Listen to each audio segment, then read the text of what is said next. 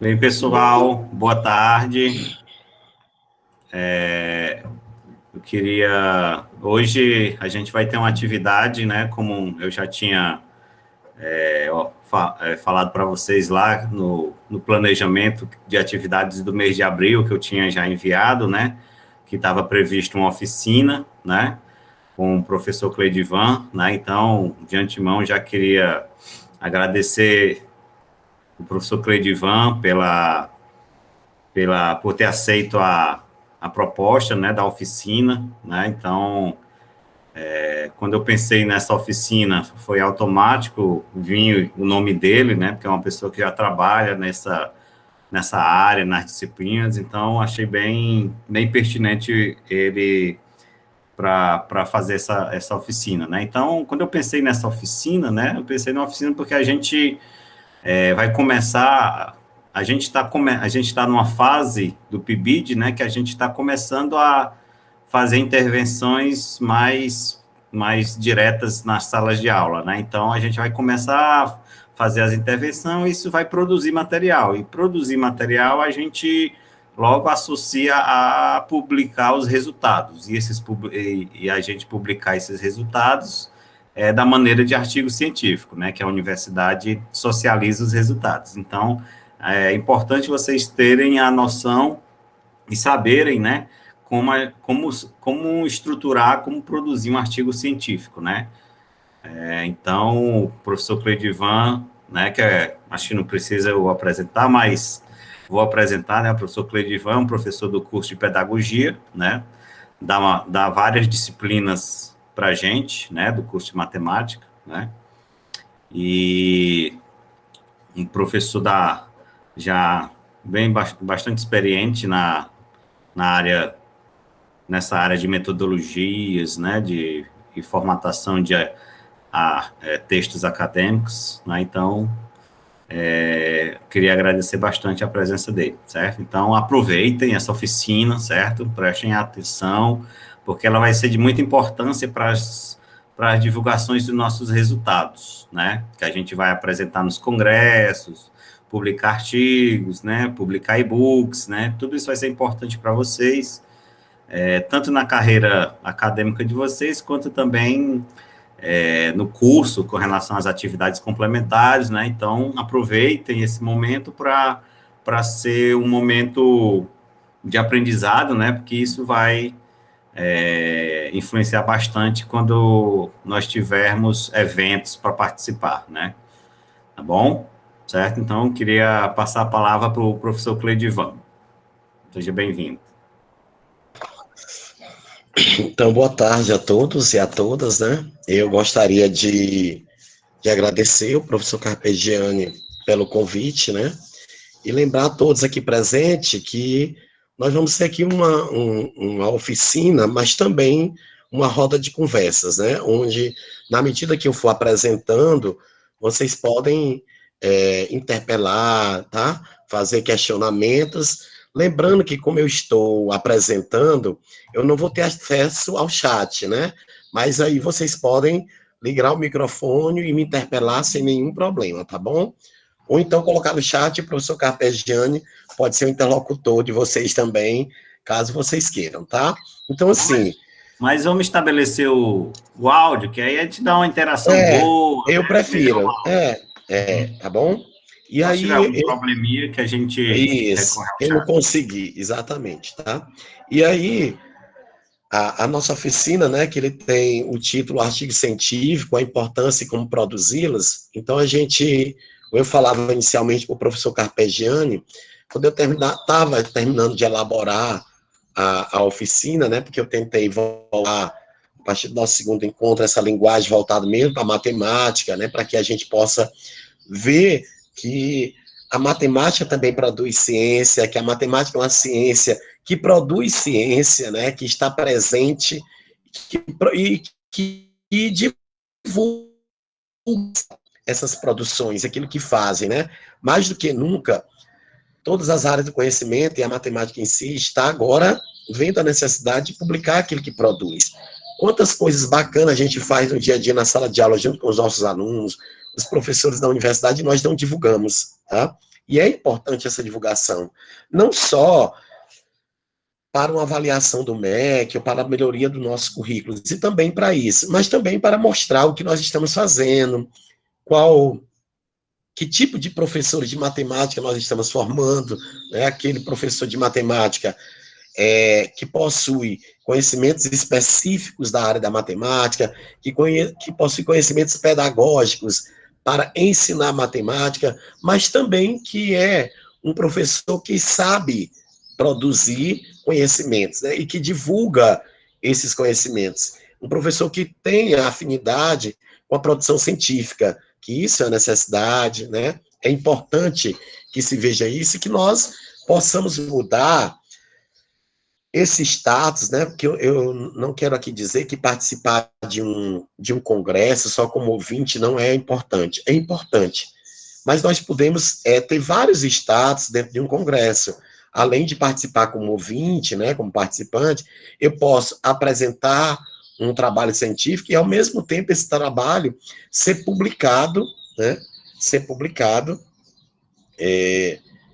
através de um e-book, nos anais do evento. Então, num único evento, principalmente vocês que têm a questão das horas complementares, né, principalmente vocês terão em um único congresso a carga horária para participação, a carga horária de apresentação de artigo e a carga horária de publicação. Então, é importante que a gente veja isso, tá? Então, nós pensamos no primeiro momento, nós vamos ver as ABNTs, né? A BNT 6023 e a 10.520, que é sobre as citações e sobre as referências bibliográficas, porque quando a gente tiver conhecimento dos dois, e aí a gente vai para o artigo específico, né? Para quando nós falarmos lá no artigo científico sobre alguns conteúdos, algumas nomenclaturas, vocês já terão conhecimento acerca disso, tá? Então, a princípio, nós iremos estudar as ABNTs, tá? No segundo momento, a gente vai estudar o artigo científico, e no terceiro momento, nós vamos iniciar uma pequena oficina dando um roteiro de como produzir um artigo científico, né? Como eu disse para vocês inicialmente, quando fui elaborar a nossa oficina, eu já percebi a necessidade da gente ter o módulo 2 dessa oficina, tá? Onde a gente vai voltar mesmo à parte mais prática de produção, tá? Inclusive, eu dividi ontem com o professor Carpegiani a importância de nós tentarmos nos organizar para que vocês, em trio, ou uma equipe com 4 componentes, no máximo 5, né? Mas era interessante que fosse trios, até para a gente ter um número maior de artigos, a gente pudesse estar, né? A gente pudesse estar publicando, tá? Esses nossos artigos, tá? Tentar organizar um livro com artigo de vocês, e esses artigos, eles poderão ser das próprias experiências que vocês estão vivenciando agora no PIBIT, né? E aí nós iremos consolidar mais ainda essas ações voltadas para o PIBIT, tá ok? Então, agora eu vou Cleidivan, apresentar, ou não, você me permite a palavra? fique à vontade. Eu acho que dá para... porque a gente tem... os alunos estão divididos em 3 escolas, né? Tem 2 Certo. escolas com 9 e uma escola com 10, né? Então, acho que poderia fazer... já que eles estão na mesma escola, cada grupo, né? Então, as intervenções vão ser conjuntas ali naquela escola, né? Então, poderia fazer uma subdivisão por escola, né? Isso, que interessante, né? Aí vocês veem aí como é que é a melhor forma, como eles se organizam, né? Já que numa escola tem 9, pode formar 3 equipes de 3, e na Exato, outra 2 com 3 e uma equipe com 4 membros, né? exatamente. Ok? Vamos aqui.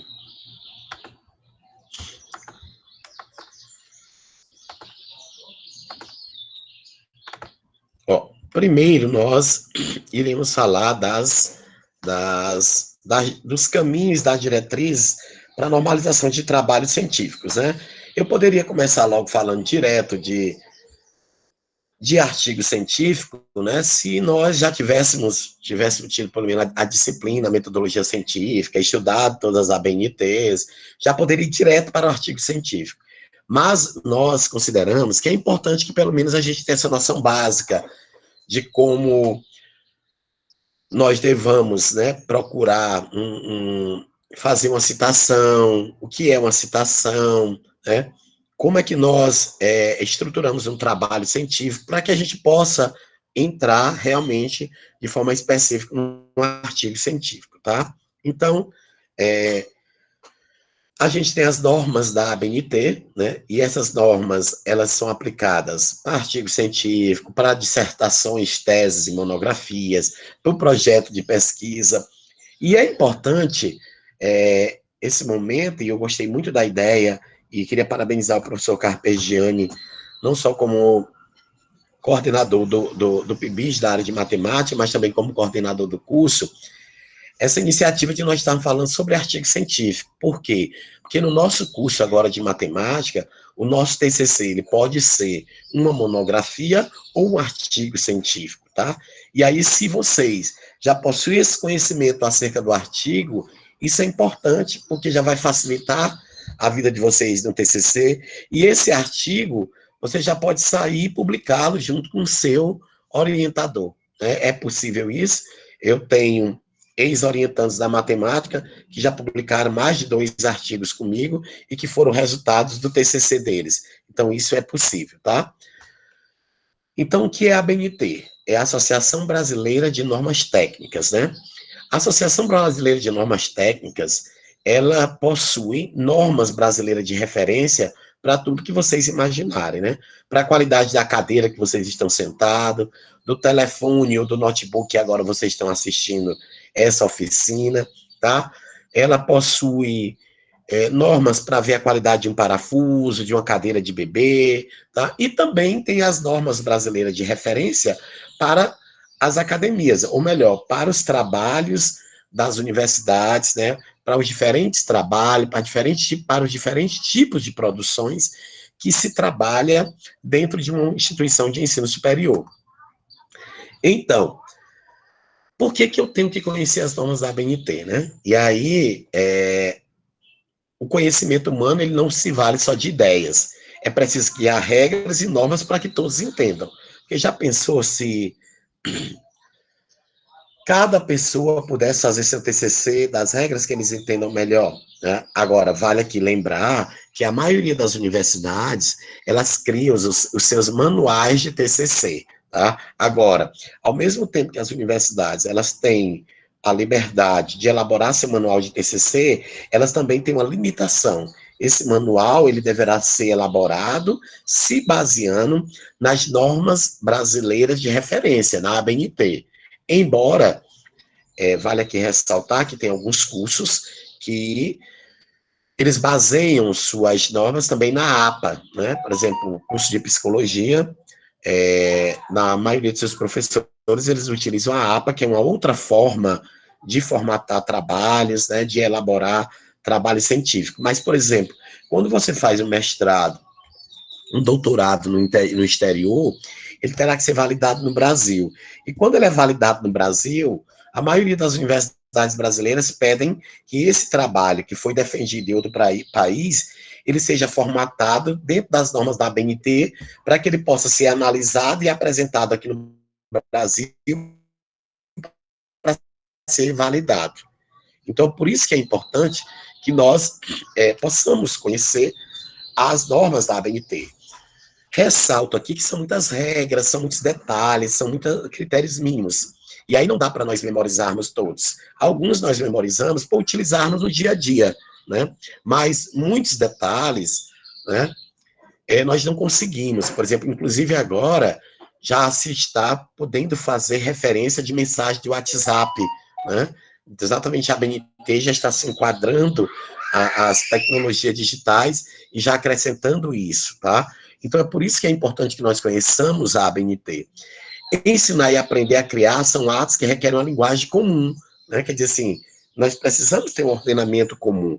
E aí, para tanto, esses modelos, essas regras, eles podem ser ensinados e multiplicados. Por isso que a ABNT, ela vem trazer essas regras para que nós possamos, da melhor forma possível, tá, elaborarmos um TCC, um trabalho acadêmico que tenha qualidade. E aí, a pesquisa, tá? E aqui eu vou começar parafraseando Pedro Demo, que ele diz que todo educador, ele é um pesquisador, tá?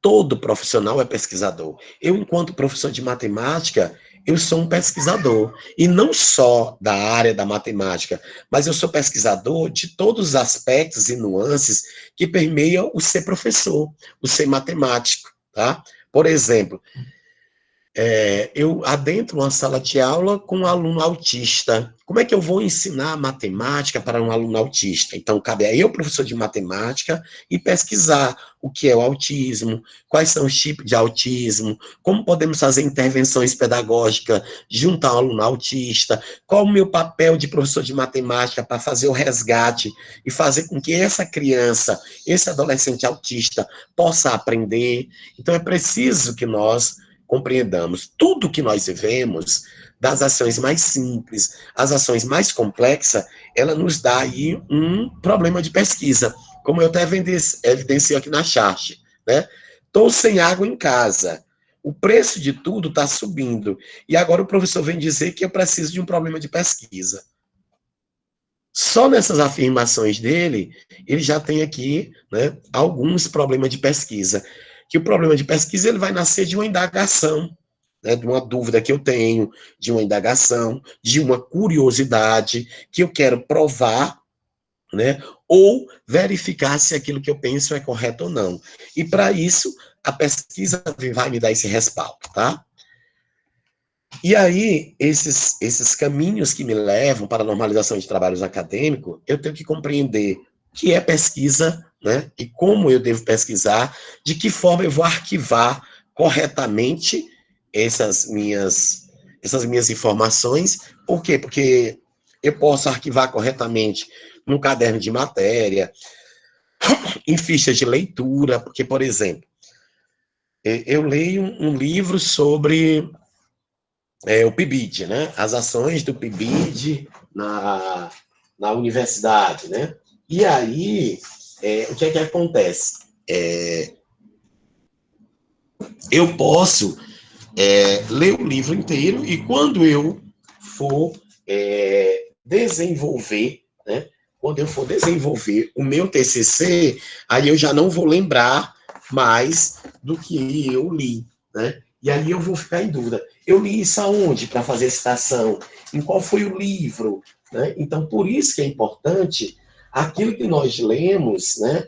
A gente fazer o arquivamento necessário dessa informação, né? Nós vamos ver qual é a parte do texto que a gente leu que vai interessar para o nosso TCC, para o nosso artigo, e aí nós vamos já fazer, dentro da nossa ficha de leitura, de um caderno, a transcrição, né? Mostrar em qual é a página que está, que termos eu vou utilizar, para quando eu estiver produzindo, eu possa recorrer a isso, tá? Aqui nós vamos trabalhar com essas 3 ABNTs, né? Amanhã nós vamos entrar especificamente na ABNT 6022, que é a ABNT 6022 de 2018, que trata especificamente do artigo científico, né? Essa ABNT aqui é a mais atualizada, a gente tinha ela de 2002, né?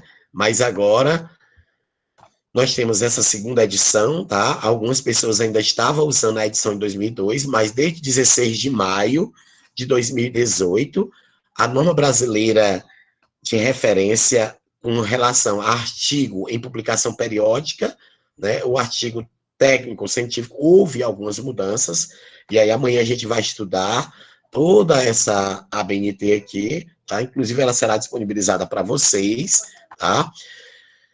Para que vocês compreendam, né? Porque agora, até no artigo eu posso fazer agradecimento, vai ter algumas mudanças, inclusive a mudança nessa estrutura, que é que nós já vamos trabalhar atendendo a essa estrutura aqui, né? dos elementos pré-textuais, dos elementos textuais e dos pós-textuais. Essa é a nova estrutura que é exigida para um artigo científico, tá?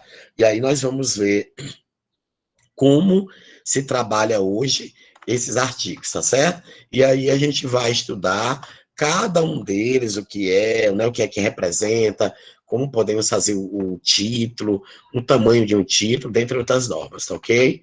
Mas vamos agora para a ABNT 10.520. Mas antes nós vamos ressaltar que as ABNTs também são utilizadas no trabalho acadêmico, dando uma uniformidade e credibilidade ao documento apresentado, sendo respeitada em todas as instituições educacionais.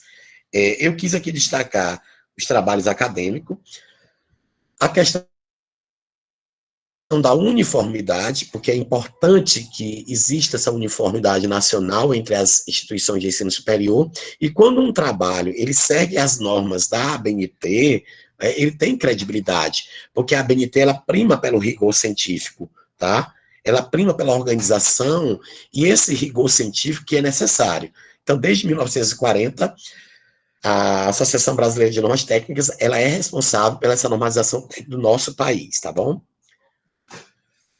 Aqui para que vocês vejam, né, e se vocês quiserem, todas elas serão disponibilizadas para vocês. Eu baixei todas elas em uma pasta para vocês, né?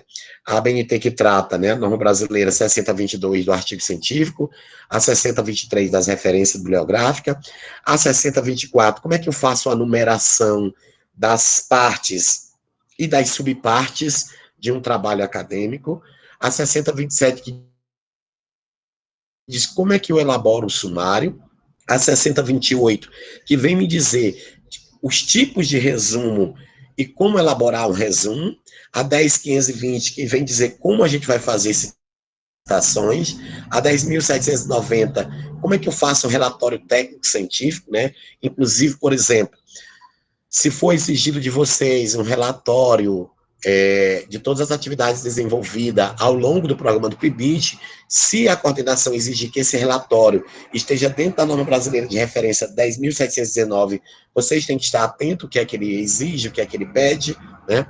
Os trabalhos acadêmicos, que é a ABNT 14.724, 2011, que ela diz como deva estruturar um trabalho, qual é o tipo de letra, os espaçamentos, as margens, todos esses detalhes que permeiam, tá, um trabalho acadêmico, e a ABNT que trata do projeto de pesquisa, que é a 15.287. Lembrando que muitas ABNTs, em suas partes, elas recorrem a outra, né? Vocês vão ver que no artigo científico, quando a gente for falar de resumo do artigo, a gente vai recorrer às regras da ABNT 6028, tá? Quando a gente for falar do desenvolvimento do artigo, que precisa fazer citações, e aí vocês terão que conhecer a ABNT 10.520, que vem dizer o que é citação e qual tipo de citações. Então, por isso que é importante que a gente conheça o maior número de ABNT possível. Essas aqui listadas são as que permeiam a maioria das ações e das pesquisas desenvolvidas no âmbito acadêmico, tá? Então, agora nós vamos estudar a ABNT 10.520, de 2002, que vai tratar das citações em documento. Então, primeiro, qual é o conceito de citação? É menção de uma informação extraída de outra fonte. Por quê? Infelizmente, a gente ainda vê que existe um número muito grande de trabalhos plagiados, né? E aí os alunos, eles ainda insistem em fazerem plágio, né? Eu até costumo brincar com meus orientandos que se eles têm acesso à internet, nós professores também temos, né?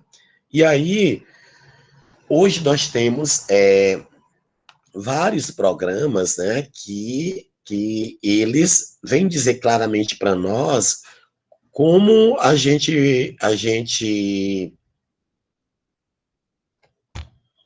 pode detectar, né, um plágio em um trabalho, né?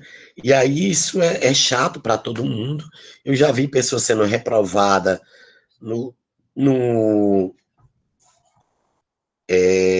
horário na banca examinadora, né, na hora da apresentação, a pessoa foi reprovada porque um dos examinadores comprovou que havia plágio no trabalho e existe uma porcentagem de palavras, de trechos que eles podem ser aceitos em um trabalho científico sendo copiado de um outro trabalho, tá? Mas as pessoas às vezes exageram e aí é importante que você veja se você vai consultar o trabalho de alguém e você achou interessante que está lá, que você dê crédito a essa pessoa. Ah, eu vou pesquisar alguma coisa sobre a matemática aplicada na área das ciências biológicas. Então, eu li o trabalho do professor Carpegiani, achei interessante. Então, eu tenho que dar crédito a ele, né? Ele pesquisou, então eu vou dizer, né? Segundo Borges, o último é Carpe. Isso. Isso. Aí, segundo Borges, 2018, aí tá lá, né?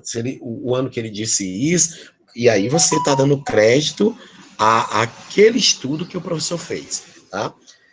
Quais são os tipos de citação? Tem a citação direta, a citação indireta e a citação de uma citação.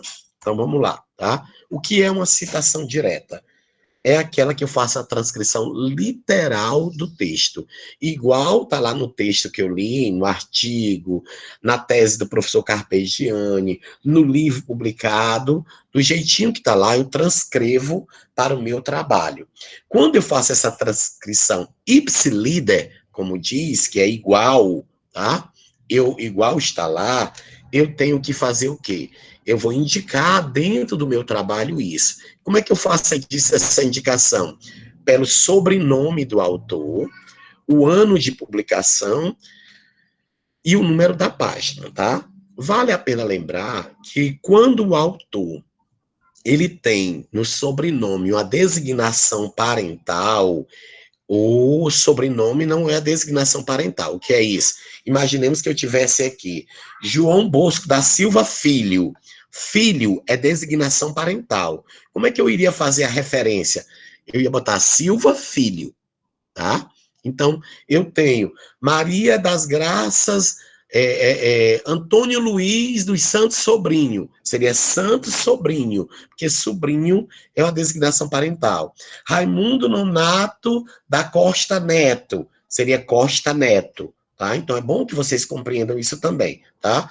Toda a citação ao ser referenciada, ela começa pelo sobrenome do autor, o ano de publicação e o número de página. Quando a citação for direta, se faz necessário, é obrigatório que eu diga o número da página. Em qual página está essa citação que eu transcrevi.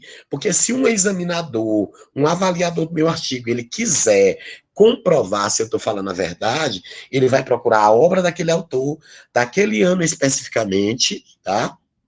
E ver se naquela página está realmente sendo dito aquilo que eu disse, eu apresentei no meu trabalho, tá? Então, é importante que eu observe isso atentamente, tá? Então, eu preciso ter esse cuidado. Quando a citação direta, eu trago ela para o meu trabalho, se essa citação ela tem no máximo até 3 linhas, ela vai ficar dentro do texto, no tamanho 12 normal, só que entre aspas. Ela vai ficar dentro do texto, entre aspas. Mas se essa citação ela tiver mais de 3 linhas, então eu vou ter que fazer um recuo de 4 centímetros, lembrando que todo trabalho acadêmico, antes de eu começar a escrever, a primeira coisa que eu tenho que ir lá é lá no layout da página e configurar as margens. A margem, nós costumamos até falar que é assim, já um jargãozinho, 3322. O que é isso? Margem esquerda e superior é 3, por isso que é 3, 3. Margem direita e inferior, 2, 2. Então, as margens no trabalho acadêmico é 3, 3, 2, 2. Margem esquerda e superior, 3 centímetros. Margem direita e inferior, 2 centímetros. Então, quando a citação ela possui mais de 3 linhas, ela terá um recuo de 4 centímetros, tá? E a ABNT diz que ela deverá ser escrita em espaço entre linhas simples, numa fonte menor do que 12. Alguns orientadores, alguns professores que adotam a fonte tamanho 10. Eu, professor Cleidivan, particularmente, prefiro tamanho 11, tá? Mas a ABNT ela só diz que tem que ser uma fonte menor do que 12. Então, pode ser 11, 10, 9, mas geralmente se usam 10 ou 9. Na atualidade, está se adotando muito mais o tamanho 11. Tá? Ó, possamos ver aqui. Citações de até 3 linhas, né? Ó.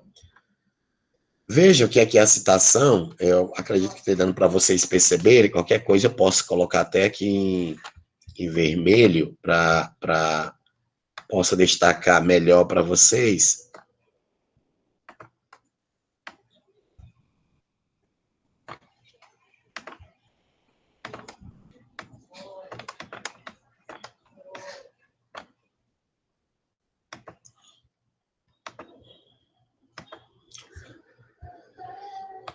Ó, aqui é como se fosse o texto, né? Ao final da década de 1980, o processo de verticalização acelerou-se fortemente com o aparecimento de edifícios de apartamentos residenciais de luxo. Veja que eu só tenho 1, 2, 3. Ela começou bem aqui, né? E ela vai ficar dentro do texto. Só aproveitando aqui o ensejo, vocês estão vendo esse colchete, né? Esse colchete, dentro da regra acadêmica, ele representa supressão. O que é supressão? Eu estou dizendo que antes desse texto aqui, da palavra aparecimento, tem outra parte do texto, mas ela não me interessa no momento. Então, por exemplo, você tem um parágrafo muito grande, você só quer uma parte que está no meio desse parágrafo. Então, você vai colocar que existe a supressão. Nesse caso aqui, eu estou dizendo que tem texto antes e que tem texto depois. Mas o que me interessava só era isso. Mas, por exemplo, existem situações onde poderá só ter aqui, só ter lá na frente, sem nenhum problema. Tá? Aí eu estou dizendo que tem texto antes disso, mas que ele não me interessa num trabalho, né? Ou pode ter situações que não vai ter no início, tá? Eu vou começar normal, mas eu vou dizer que depois, aqui como está no final, né? Que depois eu tenho texto também. Como também eu posso fazer a supressão no meio, tá? Ela pode também se apresentar aqui no meio, dizendo que também tem cortes. Então, a supressão de trabalhos acadêmicos, elas podem ser apresentadas no início, a supressão no meio ou no final, ou como está aqui, tá bom? Lembrando que quando eu vou fazer referência do autor, se o nome do autor estiver dentro do parênteses, como está aqui, ó, Façanha, todo em caixa alta. O sobrenome do autor vai ficar todo em caixa alta. Veja, ó, eu coloquei aqui, ao final da década, aí, disse a citação aí, Façanha, 1998, está na página 210. A gente vai ver agora o mesmo exemplo sendo referenciado diferente. Ó, segundo Façanha, agora aqui, como o nome do autor, ele está fora do parêntese, então só a primeira letra fica maiúscula, tá? E aí vem o ano e a página, mas é colocado do mesmo jeito, tá? Gente, se alguém quiser fazer interpelação, tirar dúvida, pode ir perguntando, viu? Não é só ouvir, não. Tá dando para compreender? Sim. Agora, as citações diretas longas, que são aquelas que têm mais de 3 linhas, né? Aí elas têm aquele recuo que eu falei para vocês. A minha página já está configurada, né? Em 3322. Então eu vou trazer aqui para o texto, ó. E aqui eu tenho o texto com recuo de 4 centímetros. Esse espaço, quando eu vou configurar lá no texto aqui, ó, o espaçamento antes, aí eu boto 12 pt, o espaçamento depois, 12 pt, ó. Assim que eu vou justificar, tá? Então eu coloco, ó, recuo, eu estou com um texto, eu vou selecionar 4 centímetros. O espaçamento antes 12 e depois 12. Por quê? Porque o espaço que ficar aqui antes, ele tem que ser igual ao espaço que fica depois, tá? Algumas pessoas que não formatam desse jeito, eles terminam colocando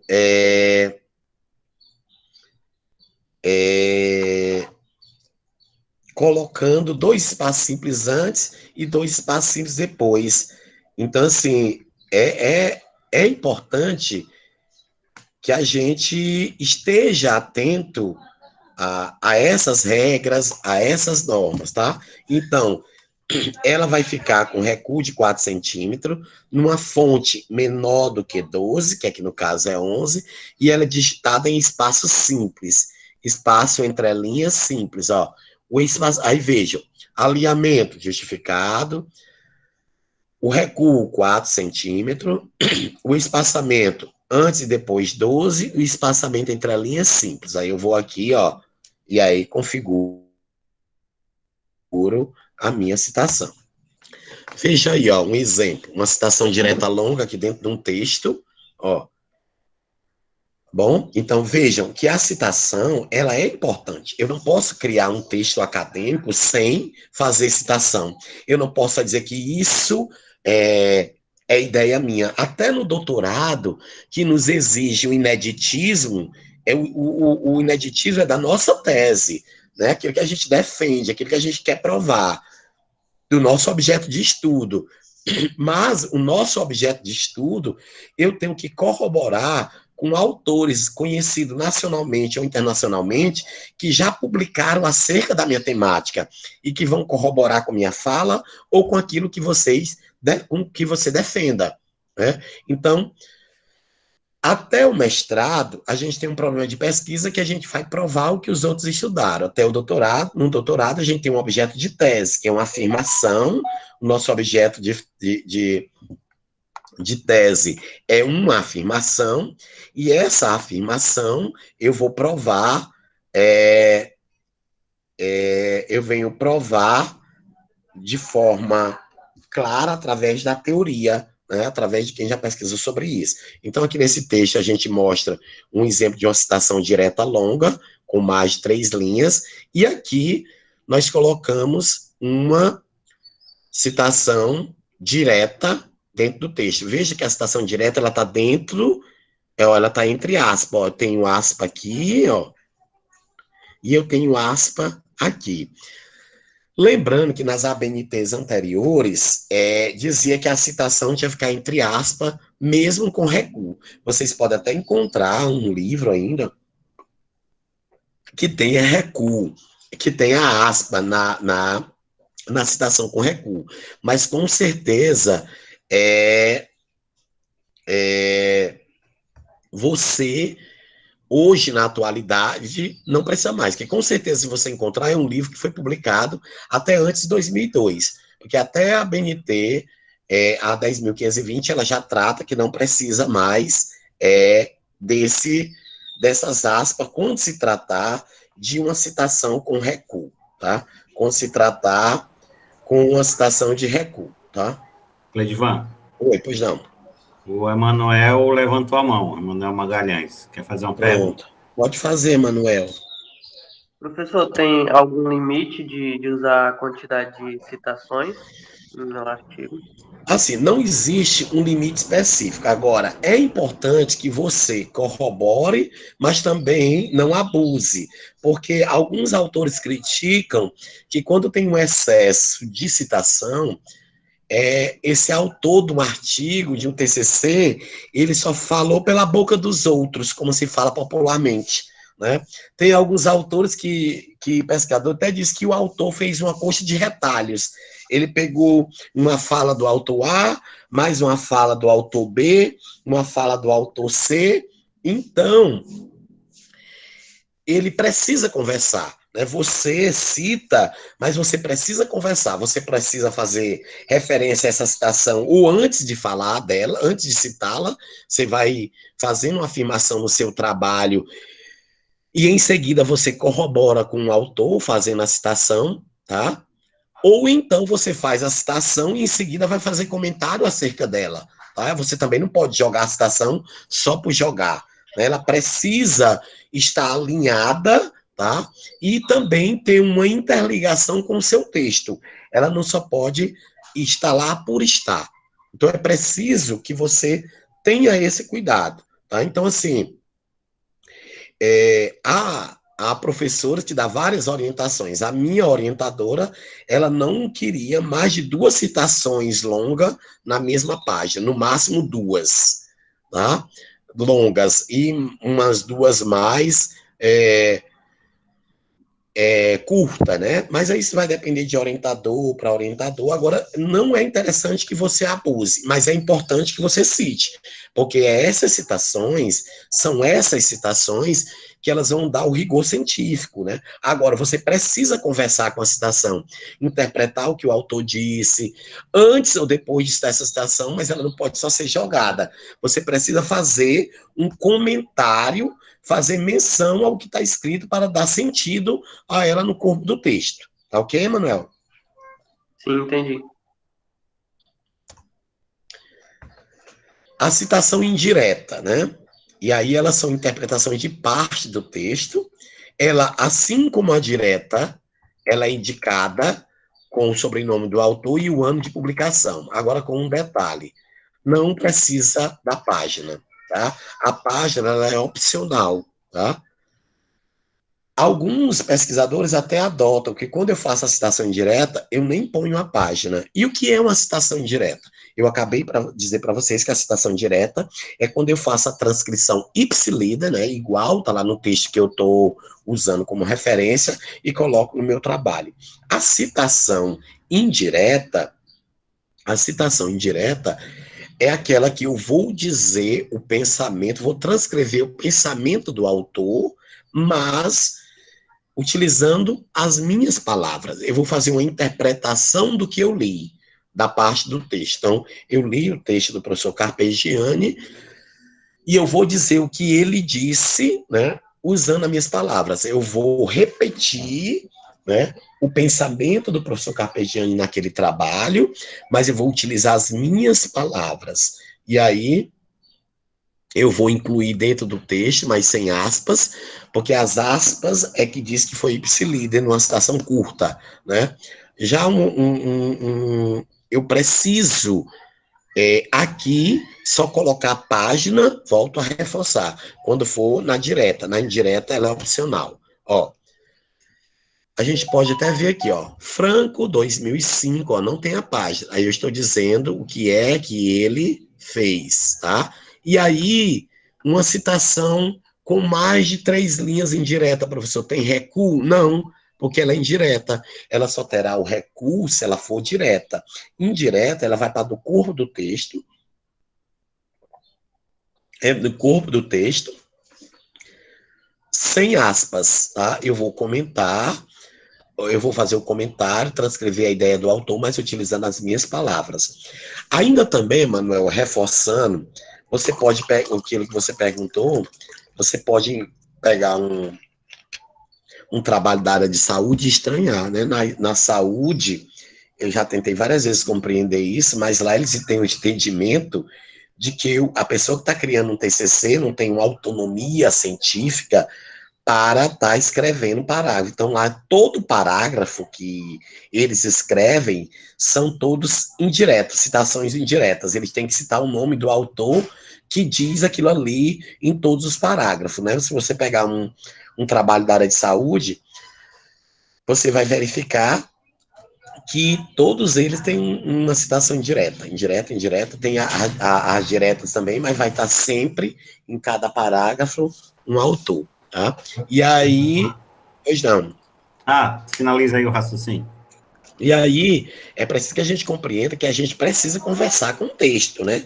Nós, enquanto autor, nós precisamos conversar. O que é que eu entendi? Da minha contribuição. Eu vou digamos, justificar, balizar o meu trabalho, dar o rigor científico através de publicações já reconhecidas nacionalmente ou internacionalmente por pesquisadores de renome, né, que já pesquisaram sobre o que eu quero pesquisar, o que eu estou pesquisando, o que eu estou produzindo, mas eu preciso articular também meu texto. Eu preciso ter essa autonomia da minha escrita. Pois não, Carpe? Não, porque tem escrever aqui no chat, o Emanuel Mororó, né? Ele escreveu assim: para fazer um trabalho original 100%, sem plágio, tem que fugir de tudo e de todos, se isolar. Aí ele complementa: para mim, isso é um plágio indireto, esse exemplo que você deu. Não, mas aqui não é plágio, porque nenhuma pesquisa, Emanuel, nenhuma pesquisa, nenhum objeto de pesquisa, ele é inédito, tá? Quando você tem um objeto de pesquisa, tá? Um tema que você pesquisa, ou que você quer pesquisar, uma temática, já tem alguém que pesquisou a favor e já tem alguém que pesquisou contra. Quando a gente fala de ineditismo lá num doutorado, quando a gente fala de ineditismo, é porque é inédito em relação ao seu objeto de estudo, ao que você está voltando. Por exemplo, eu, professor Cleidivan, eu estudei no doutorado a identidade profissional do professor formador de professores de matemática. Eu estudei a identidade dos professores universitários que estão formando futuros professores de matemática, tá? Tem N autores que já estudaram isso. Mas eu, professor Cleidivan, foi quem estudou a identidade profissional, eu quem primeiro estudou a identidade profissional dos professores formadores do curso de matemática da UFDPA, na época UFPI, quando eu fiz doutorado, do campus de Parnaíba, tá? Então, o meu viés do ineditismo é que eu estou trazendo a questão da identidade profissional desses professores, a partir do que eles falaram, das suas histórias de vida, tá? De como eles se tornaram alunos e como se tornaram professores e professores de matemática, tá? As suas visões, que tipo de alunos quer formar, como quer formar, o caminho que trilhou para chegar onde chegou. Então, o meu ineditismo está na particularidade e na singularidade do meu objeto de pesquisa. Mas ele precisa ser corroborado, Emanuel. Eu não posso fazer um texto acadêmico só com as minhas palavras, porque é aquilo que se diz, de onde você tirou as suas ideias? Tá? Como você construiu suas ideias? Essas ideias, esses pressupostos, aquilo que você defende em um trabalho acadêmico, você criou através de um discurso de um professor, através de um artigo que você leu, através de uma experiência vivenciada com os seus pares. Então, você tem que citar de onde você tirou isso. Tá? Lógico que quando você articula aquilo que um autor pesquisou, você vai dizer se você concorda ou não com o que ele está dizendo, né, dentro do seu viés de formação, mas até para você concordar ou discordar de um determinado autor, você tem que provar por que você está concordando e por que você está discordando. Inclusive, em pesquisas científicas que diz isso. Então, é preciso que você compreenda isso, tá? É preciso que esteja atento a essas questões. Então, você está tendo uma visão equivocada em relação a uma produção científica, porque você não pode criar um texto, tá, sozinho, sem fazer nenhuma citação, porque senão ele não vai ter validade científica. Ele precisa ser corroborado. Você pode ver que os maiores pesquisadores, sejam eles da matemática, né, ou de outras áreas, eles trazem consigo os seus textos, eles trazem nos seus textos autores que já estudaram aquilo que eles estudam para poder corroborar esse trabalho, tá? Então é preciso que se compreenda isso. A importância de citar autores. Agora também, eu não vou citar qualquer autor, É por isso que no artigo científico vocês vão ver que no artigo científico ele exige a vinculação desse autor. Que instituição esse autor está vinculado? Porque vocês sabem, no mundo de internet hoje, eu posso escrever qualquer coisa e postar na internet. Tá? E aí, se alguém que for pesquisar não conhecer esse assunto e for olhar só pela temática, ele vai poder, de repente, copiar e propagar algo que seja até deturpado. Então, é preciso que, quando eu for fazer a pesquisa, eu veja quem é esse autor que eu estou pesquisando. Quem é esse autor? Ele pertence a qual instituição? Tá? Qual é o vínculo dele institucional? E isso é importante. Veja que algumas revistas, para elas publicar artigos científicos de acadêmicos, ela pede ou exige que tenha um professor orientador, porque esse professor orientador é que vai dar o respaldo maior dessa cientificidade, tá? E é preciso que se compreenda isso. Tá ok, Emanuel? Professor, nesse caso aí, do seu ponto de vista, eu respeito completamente.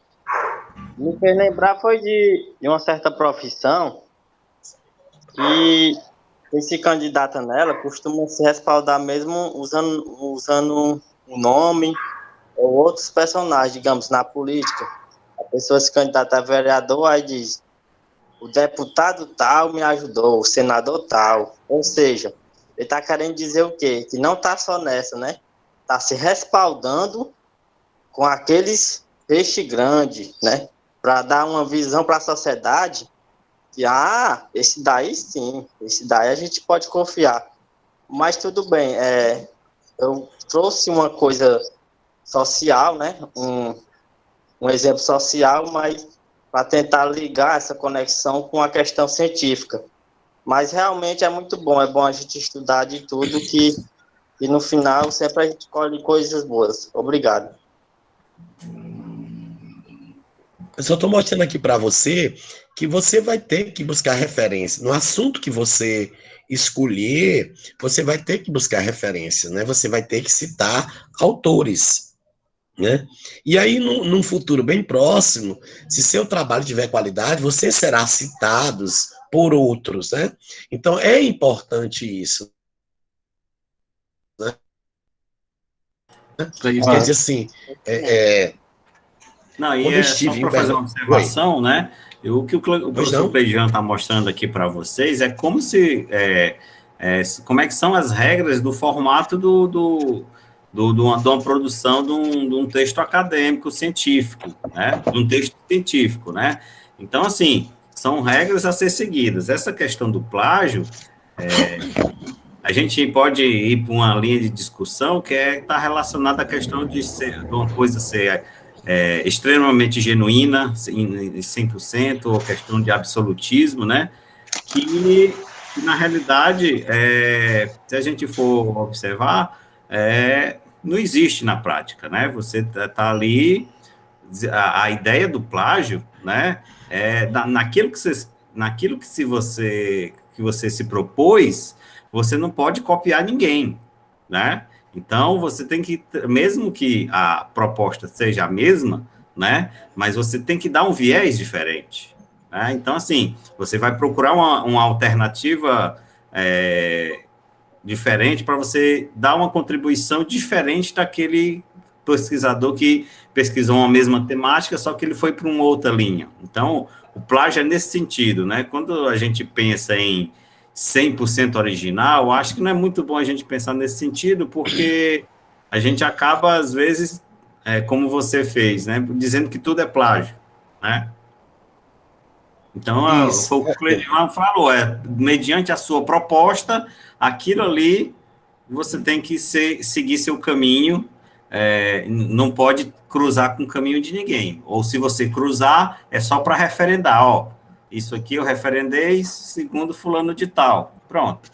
Quando você precisar beber dessas fontes, o que é natural, que o professor Cleidiano está falando, você tem que devidamente dar os créditos, citar a pessoa, né, o pesquisador. Até para você discordar de um autor, você precisa pesquisar para provar que ele está errado, para acrescentar. Porque a gente sabe que Quando a gente estuda os vários tipos de conhecimento, a gente vê que uma das características do conhecimento científico é o rigor, tá? Mas também uma das características é que ele é instável, né? O que pode ser verdade agora, amanhã já não ser, dependendo do tipo de pesquisa, né? A gente pode ver agora aí a questão da pandemia, assim que ela surgiu, não existia um protocolo para tratamento. Os médicos eles foram vendo de características comuns de outras doenças e foram tentando elaborar um protocolo. Hoje já existe pesquisa científica dizendo, por exemplo, que a hidroxicloroquina não serve mais. Já tem. É como aquela médica que era candidata a ministra da Saúde falou. A gente não vai mais discutir isso, porque a ciência já provou, por A mais B, que não serve, mas aí foi ao longo, vendo análise, pesquisas, né? Foi corroborado, foi refutado, e aí chegou uma nova conclusão, que é a nova verdade. Então, até para que você possa discordar ou concordar de alguém, você tem que se ancorar em uma teoria, e a partir daí lançar o seu questionamento e buscar subsídios para prová-lo. Por isso que a importância dessa referência, né? Eu não estou dizendo aqui que você não possa criar um texto, a redação, por exemplo, a redação que você que fez do Enem para você adentrar a universidade, você criou um texto seu, mas aquilo que você colocou lá foi baseado no que o professor de redação discutiu com você em texto, foi reportagem que você leu em revistas ou jornais e da própria experiência de vida sua como cidadão. Então você tem uma referência para poder fazer isso, tá? Por exemplo, num concurso de universidade, tá? Para você ser professor, você vai escrever um texto escrito. E nesse texto você precisa corroborar também com o autor de forma indireta. Não é fazer citação direta, porque pode dar a ideia de uma memorização, que você só memorizou. Mas é dizendo que você leu, que você possui conhecimento e você está se referenciando naquele autor para corroborar o seu pensamento. Agora, Ivan, só o Emanuel quer falar novamente. Fique à vontade.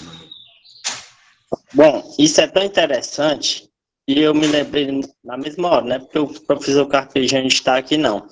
Mas eu cheguei uma certa vez na coordenação falando ele sobre umas observações que eu tinha feito com os peixes que eu tenho de criação. Aí eu falei ele, as conclusões que eu tinha tido, aí ele disse, pois observe mais, tudo mais. Aí, dentro disso, dessas reflexões que nós estamos fazendo, existe uma espécie de frase famosa, que buscar o novo, né, sempre parece loucura, é repudiado, é mal visto, não tem aceitação, e muitas vezes é isso mesmo, mas é aquela história, quando a gente quer algo, a gente tem que buscar até o fim. Se a gente for desistir, realmente não vai acontecer nada, né, o que vai ficar pelo caminho, e o projeto vai ficar só no papel.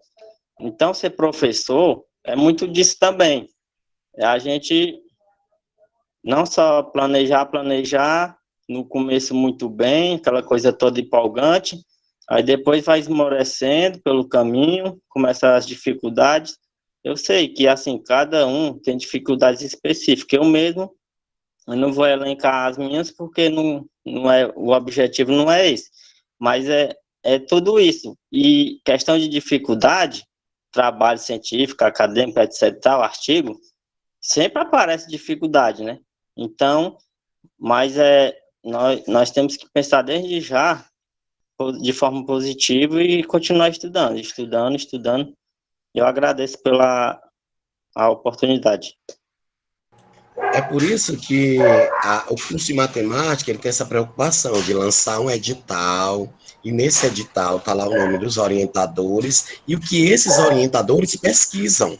Quer dizer assim, se você escolher o professor Carpegiani para ser o seu orientador, você já sabe que você vai estudar matemática aplicada. Se você me escolher para ser seu orientador, você já sabe que eu trabalho com formação e prática educativa de professores que ensinam matemática. Então, assim, é importante até essa organização, porque nós somos vários professores, né?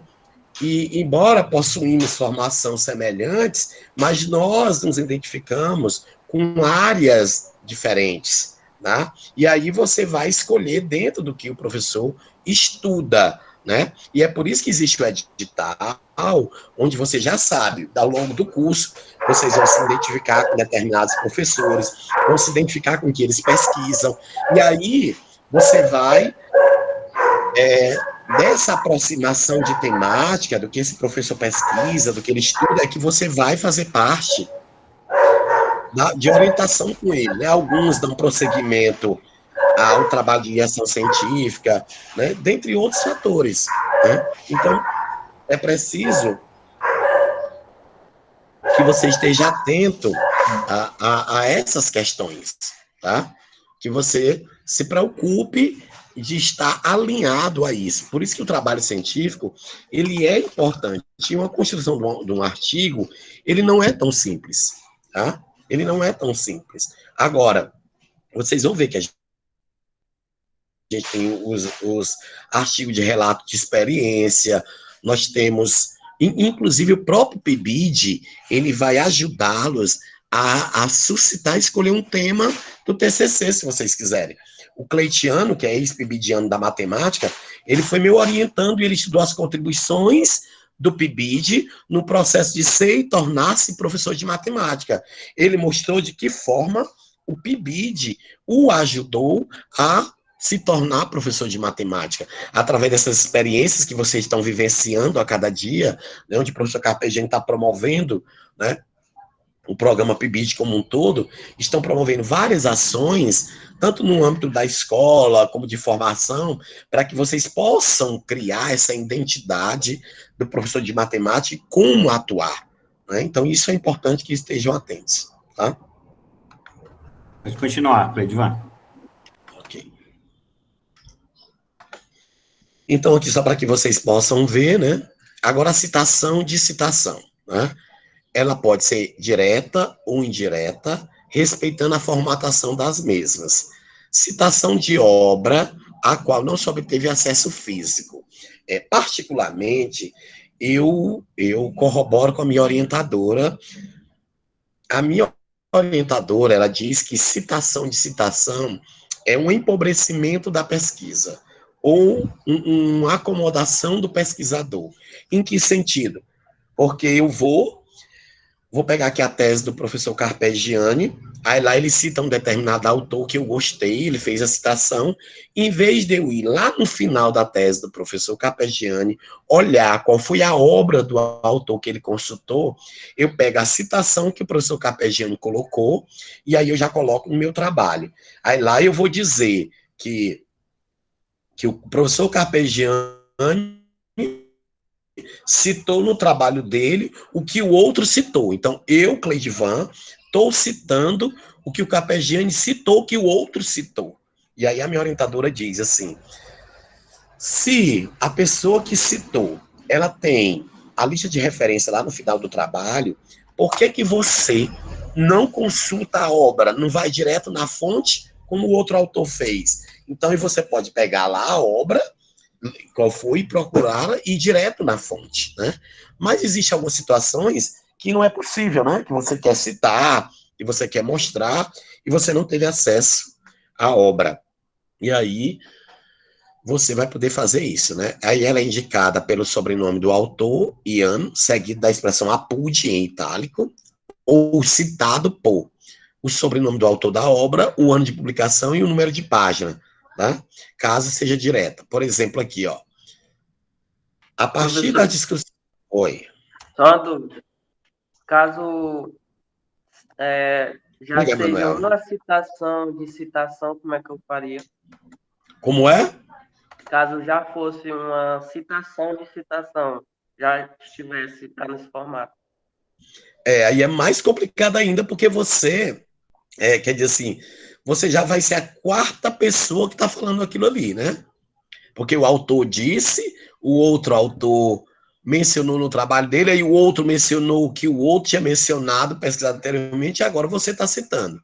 Então, por exemplo, aqui, ó, A partir das discussões estabelecidas anteriormente, é importante destacar que, dentro de um contexto geomorfológico, as feições de terraços fluviais de acumulação surgem como importante significado morfoestratigráfico. O Moura disse isso em 2003, e ele foi citado por Silva e Corrêa em 2009. Né? Se eu não quiser usar esse termo citado por, eu vou usar APUD, né? Que também substitui, é um sinônimo, né? Só que ele vai ter que estar itálico, né? Dessa palavra. Então, aqui é uma citação indireta, né? Eu estou mostrando que em 2003 o Moura disse isso, e aí em 2009 o Silva e Corrêa disse isso. E eu agora estou dizendo isso, que o Silva e Corrêa disse, que o Moura disse em 2003. Eu, particularmente, eu não gosto, mas é um tipo de citação, tá? Ele é possível ser feito num trabalho acadêmico, tá? Agora, aquilo que eu disse, Emanuel, se o autor, lá no final do texto, ele citou qual foi a obra que ele consultou, por que você não procura meios de ter acesso à obra também, para você citar essa obra, entendeu? Cledivan, Pois não. aconteceu isso algumas vezes comigo na minha tese, né? E era a citação da citação. E às vezes acontecia da segunda citação tá num formato mais que me agradou mais, tá entendendo? Certo. E aí eu preferia, aí tinha que usar essa questão da citação. Mas em muitos casos eu ia na fonte principal, pesquisava, no caso aí, o Moura 2003, e ia ler o Moura 2003 para citar somente ele, né? E isso que é muito melhor, mas enriquece até seu trabalho. Por Exato. exemplo, o que o Correia fez, o Correia, por exemplo, aqui no caso, o Silvio Correia, lá na lista dele de referência está o Moura. Então eu vou pegar qual foi a obra do Moura que ele pesquisou. Ah, foi essa aqui. Então eu vou buscar, eu vou beber na fonte, né? A minha orientadora, ela não quis. A minha tese não tem nenhum APUD, porque ela não aceitou. Né? Mas existem algumas situações que você não tem mesmo acesso à obra, não é isso? E aí é o jeito de você colocar, né? Ok? Professor, Rojão. só para esclarecer, essa questão de citação da citação Então, vai Ricardo.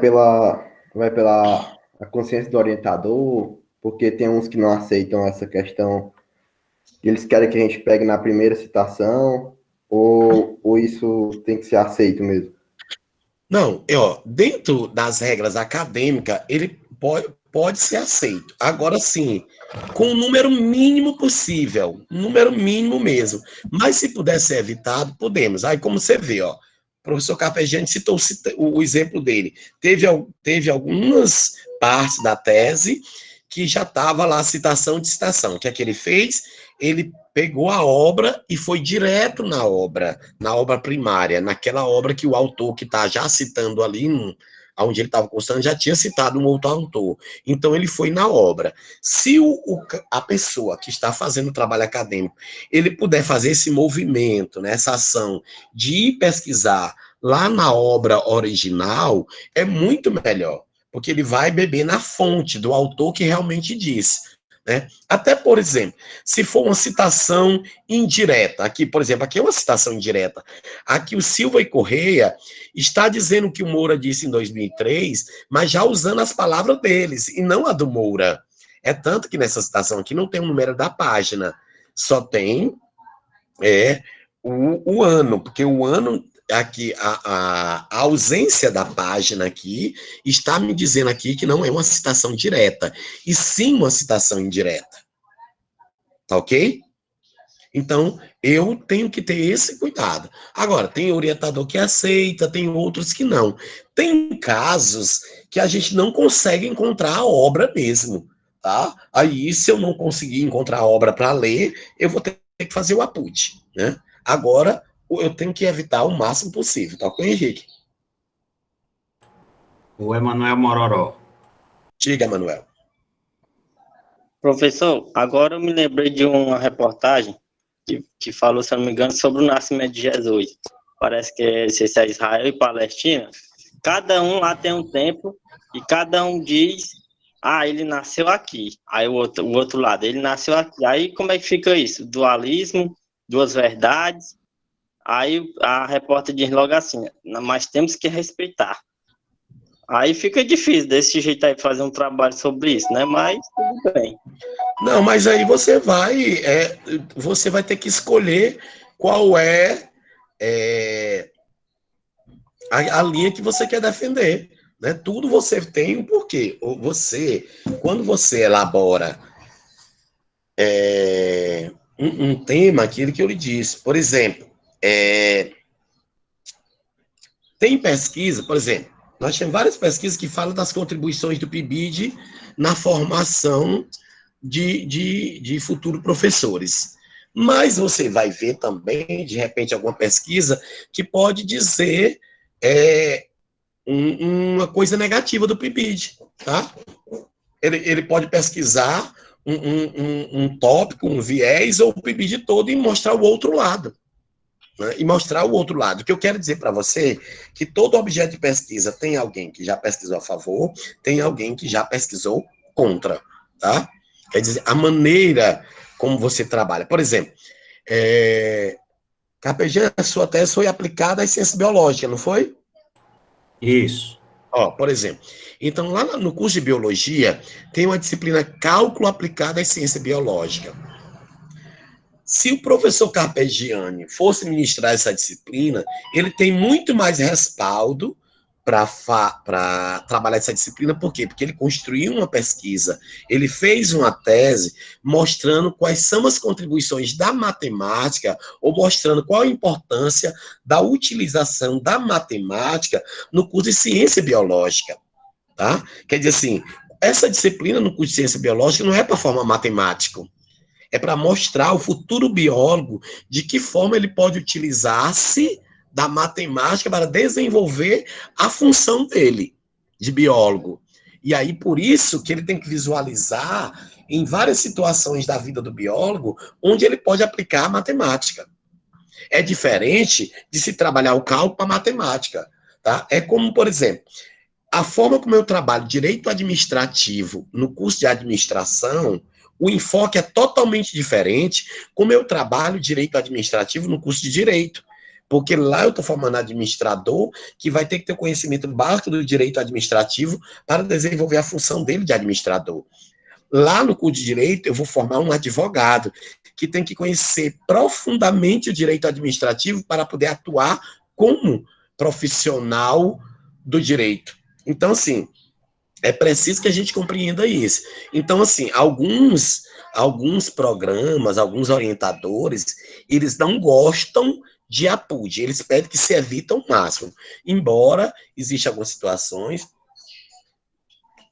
que isso não é possível. E aí, como não é possível, né, se tem que trabalhar. Agora, o sistema de chamada pode ser autodata, que é o alfabético, indicado pelo sobrenome do autor, seguido do ano, publicação e número, e o sistema numérico, né? Porque tem alguns trabalhos que vocês vão ver que dentro do texto a gente faz nota de rodapés, explicativas, aí coloca o número da citação, né? Vai depender da forma como eu vou trabalhar. Mas a norma, ela recomenda que a utilização do sistema autodata para citações e o sistema numérico para nota de rodapé. Por quê? Porque vocês vão encontrar trabalho científico que está assim, digamos, a saúde se desenvolveu nos últimos anos através da implantação de novas tecnologias. Aí não bota o autor. Né? Aí quando está lá na lista de referência, aí está lá enumerado. Eles não botam em ordem alfabética, bota quem é o autor 1, quem é o autor 2, quem é o autor 3, e isso termina atrapalhando até o entendimento e a leitura, tá? Vocês vão encontrar, principalmente na área da saúde, alguns trabalhos acadêmicos, onde eles colocam, por exemplo, as citações em itálico, né? As citações em itálico, e coloca só a numeração, tá? E aí lá no final, eles colocam a numeração para a gente ir buscando. Então, você tem que fazer esse movimento. Tá lendo, quando eu já participei de uma banca da saúde, que eu tive que imprimir separado a lista de referência. Porque no momento que eu estava lendo o trabalho, eu olhava quem era o autor que estava dizendo aquilo ali. Então, assim, a gente tem que ter alguns cuidados, tá? Ó, por exemplo, indicada no número sobrescrito, ó, tá bem aqui, ó. Selecionado para trabalhar na instituição de estudo, para conseguir recurso, aí tá bem aqui, ó. Caixa Econômica Federal, Aí aqui eu estou fazendo a nota explicativa, ó. Eu estou explicando, o Ministério da Educação apresentou as propostas de reforma universitária. Entre os principais pontos estão tornar o Enem obrigatório e criar o ciclo. Então, está aqui a citação, né? Aqui eu estou mostrando, e aqui eu estou reforçando isso através de uma nota de rodapé.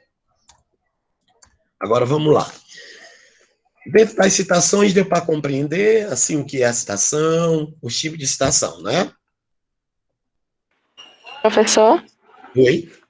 eu gostaria de fazer uma pergunta, é por causa que no primeiro período, o meu professor de filosofia da educação, ele pediu para a gente fazer um artigo científico de um dos teóricos da educação e aplicar esses teóricos aplicados ao campo educacional. E eu fiz. E uma das minhas citações, eu fiz citação direta, e foi mais de 3 linhas, se eu não me engano, foi 5. E a minha citação ficou a primeira parte da página, ou seja, logo de início, depois da 4ª página, estava lá a minha citação. Tem algum problema da citação ter assim? Ou é necessário que ela fique no meio para o final da página? Mafia, só repita, por favor, porque falhou o áudio para mim. Então, eu fiz já um artigo científico sobre Vygotsky e as suas contribuições no campo educacional, e daí a minha citação direta, que eu coloquei uma das minhas citações, ficou no início da folha. Na hora que iniciava, na 3ª folha, era a citação. A minha pergunta é, tem algum problema se a nossa citação... Mas ela era sequência, né? Ela ficou no início da 3ª, não tem problema. O que não é legal é, por exemplo, você começar o texto, e até pode começar com a citação, aí você já faz referência a ela. Mas fica muito mais elegante você começar um texto, a introdução, e depois apresentar a citação. Mas no seu caso, é uma sequência, não tem problema. Na formatação do trabalho, ela ficou no início da 3ª lauda, não tem nenhum problema. Acontece. Tá certo, obrigada. Por nada. Edmar, oi. O que você poderia fazer era, assim, por uma questão estética, se você não gostasse, era reformular o que você escreveu, quantas palavras. Isso, pode. Eu, em muitas situações, eu particularmente não gosto. Aí eu acrescentava texto ou eu suprimia texto, para poder ficar bonitinho, né? Professor, Oba. digamos que eu tenho uma citação que ela começa em uma página e termina na outra. Aí como é que eu colocaria lá a descrição da página? Colocaria as duas ou uma? Não, mas a página... Não, aí você põe as duas. Digamos, duas, né? Você pesquisou num livro, por exemplo, aqui, ó. Vamos pegar bem aqui. Aí a citação começou na 3 e terminou na 4. Aí você bota assim, separada por um tracinho. Entendi. Tá? Então vamos aqui. Agora nós vamos estudar a BNT 6023, 2018. A gente tinha estudado a 10.520, que falava das citações, tá? Agora nós vamos para a 6023, 2018, que vai trazer da elaboração das referências, tá? Então, o que é a BNT 6023, né? É um conjunto padronizado, as referências, é um conjunto padronizado de elementos descritivos retirados de um documento que permite a sua identificação individual. Então, aqui nós vamos identificar quais são os autores que eu precisei utilizar no meu artigo, né? Aí, aqui, só para que a gente possa, né, ilustrar, né, a gente botou aqui a turma do português, em culinária italiana é massa, né? Espaguete, pizza, penne, gnocchi, penne, risotto, rigatoni. Acorda, bomba, você está no Brasil, pensa na comida em português. Já coloquei a comida em itálico, isso me permite sonhar com a verdadeira cozinha italiana, né? Por quê? É só para lembrar vocês que os termos estrangeiros, no texto, ele deve sempre usar o itálico, sempre, né? Por exemplo, na apresentação de documentos oficiais e trabalhos acadêmicos, deve ser respeitada a norma tocante à citação de termos estrangeiros, que deve estar gravada em itálico, né? Por exemplo, a Escola da Previdência trabalha com aprendizagem online, então online vai ficar em itálico, né? E aí, quais tipos de documentos eu posso recorrer, né, para fazer minhas pesquisas? Eu posso escolher um livro ou um folheto, né, ler um livro todo, ou um folheto. Eu vou ler a parte de um livro, um capítulo de um livro ou de um folheto. Um artigo de periódica, de uma revista, né? Eu tenho uma revista X, eu li lá um artigo. Um trabalho que foi apresentado no congresso, no seminário. Um trabalho de conclusão de curso, né? E de monografia, de dissertação e de tese, né? Pode ser trabalho de conclusão de curso. Monografia, quando é uma graduação ou uma especialização lato sensu. Dissertação é o TCC exclusivo do mestrado e do doutorado é tese, tá? Então, tudo é trabalho de curso, só que recebe denominações diferentes, tá?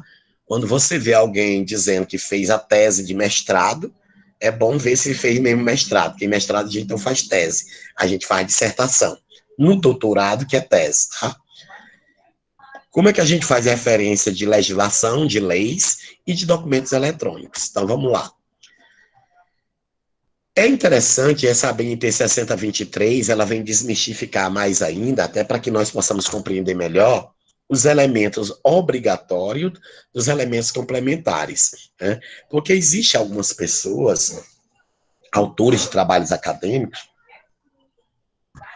que eles adotam nas suas listas de referências alguns elementos complementares de uma referência. E agora a BNT diz, se eu colocar os elementos complementares de uma referência, eu serei obrigado a colocar em todos, tá? Então, quais são os elementos obrigatórios de uma referência? O autor, o título e subtítulo, se houver, né? Se houver subtítulo, eu boto. A edição, se houver. O local, a editora e o ano de publicação, tá? Então, vamos lá.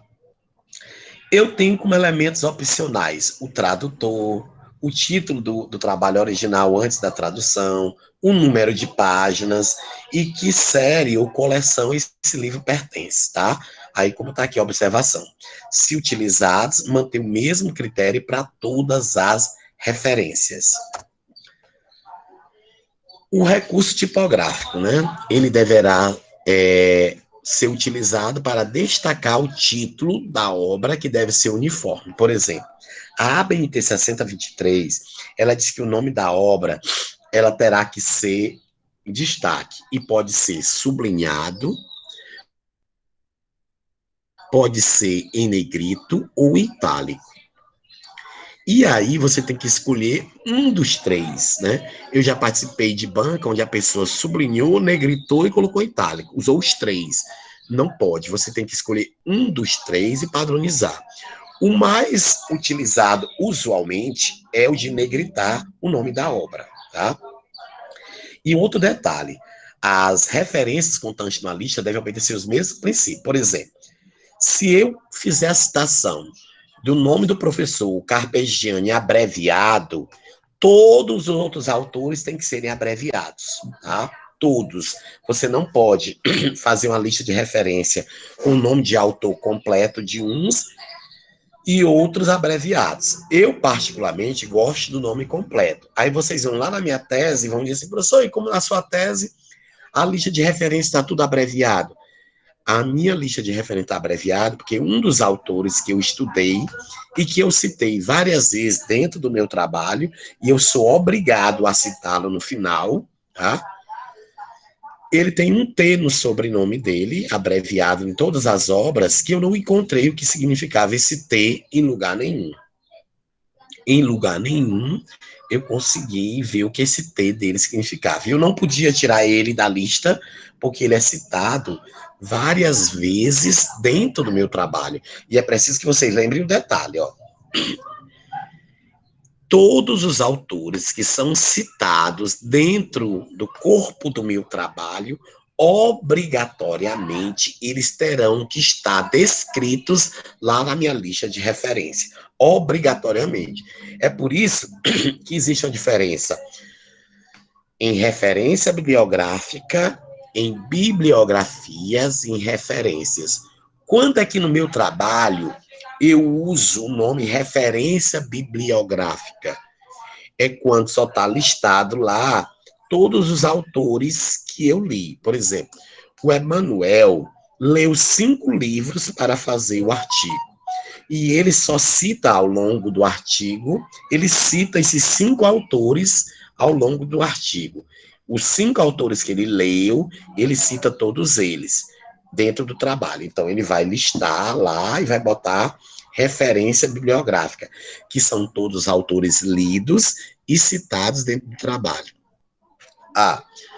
Mas o Emanuel, ele leu 8 livros para fazer o artigo, mas ele só cita 5 autores dentro, mas ele leu 8, que era para ampliar o conhecimento sobre o tema, que era para ampliar a discussão, tá? Ele leu 8 livros de autores diferentes, mas ele só cita ao longo do trabalho 5 autores. Então, ele não vai usar o termo referência bibliográfica, ele vai usar o termo bibliografia, que são todos os livros lidos, citados e não citados dentro do trabalho científico, do artigo, do TCC, do paper, do que ele for fazer. Agora, o Emanuel leu 8 livros e ele citou 5 autores, mas ele também fez pesquisa na internet, em e-book, em site. Então, vai sair o nome. Que nome ele vai usar? Referências só. Porque hoje, até que é mais utilizada só é referência. Porque referência é a lista dos livros lidos, citados e não citados dentro do trabalho, tá? Mais as pesquisas realizadas com a utilização de ferramenta tecnológica, de pesquisas feitas online. Pronto. Ok? Se nós trouxermos para a linguagem matemática, as referências bibliográficas estão contidas dentro da bibliografia, que estão contidas dentro das referências. Ou o contrário, as referências contêm, né, as bibliografias e as referências bibliográficas. Ela é mais ampla. Me fiz entender? Ok? Deu para compreender a diferença? Então, na atualidade, hoje, se usa mais referências, porque quando eu listo referência, estão lá os autores que eu citei dentro do texto, os autores que eu li, mas não citei, e também os autores que eu citei nas pesquisas online, e também nas pesquisas online que eu fiz, mas não citei o autor. Olha aqui um exemplo de elementos essenciais de um livro todo. Como é que eu faço a referência de um livro todo? Ó, eu começo pelo sobrenome do autor, o nome do autor, o título da obra, que vai ficar em negrito, o subtítulo, se houver, a edição, se houver, o local, o editor e o ano. Vamos ver aqui o exemplo. Primeiro, o nome da autora é qual? Antônia Jesuíta de Lima, certo? Qual é o título da obra? Favela Coeb. Aí você diz, professor, você não disse que só é a primeira letra? Coeb aqui está com letra maiúscula, é um nome próprio, tá? É um nome próprio. Como se trata de um nome próprio, tá em maiúsculo, mas se não fosse, ficaria como está aqui o terceiro, ó. Gestão urbanas e política de habitação social, tá? Só a primeira letra maiúscula, tá bom? Então, veja, ó, sobrenome do autor, ó, pegando aqui pelo indicativo, ó. Sobrenome do autor, o nome do autor, Antônia Jesuíta de Lima, tá aqui o Lima, né? O título da obra, Favela Coeb, um detalhe. O título é negrito. Se esse livro tiver subtítulo, o subtítulo não fica em negrito e ele é separado do título por meio de 2 pontos. Mas o 2 pontos não fica em negrito, tá? É tanto que vocês veem aqui que o 2 pontos tá pretinho, não tá vermelho, tá? Ó, então tem Favela Coeb, 2 pontos, subtítulo. Uma história de luta por habitação popular. Segunda edição, tá? Aqui eu tenho que ter cuidado, tá? Porque quando eu digito esse 2 ponto, automaticamente esse E vai para maiúsculo. E aí eu tenho que voltar e botar para minúsculo. Antes de 2018, antes de 2002, na realidade, a gente botava o nome completo, segunda edição. Aí em 2002 ficou segunda ED. E aí na última BNT ficou 2.ED, que significa segunda edição, tá? Teresina é a cidade que foi publicado pela editora EduFip no ano de 2010, ok? Vamos ver aqui, ó. Veja que eu coloquei aqui o mesmo livro. Qual é a diferença? Aqui o nome da autora está completo e aqui está de forma abreviada. Lembrando que quando eu trabalho a forma abreviada, o di, o da, o dos, o i não entra, só entra as iniciais das palavras principais, ok? Aqui, ó, vejamos o nome da autora, o título da obra, o subtítulo ele é dividido por 2 pontos e não fica em negrito e nem em letras maiúsculas, salvo se tiver nomes próprios, a editora, a cidade, a editora e o ano. Aí vocês podem dizer o que é que tem aqui que não tem nesse terceiro exemplo aqui? O que é que faltou em um que não tem nos outros? O que é que tem nos dois primeiros que não tem no terceiro, que está faltando?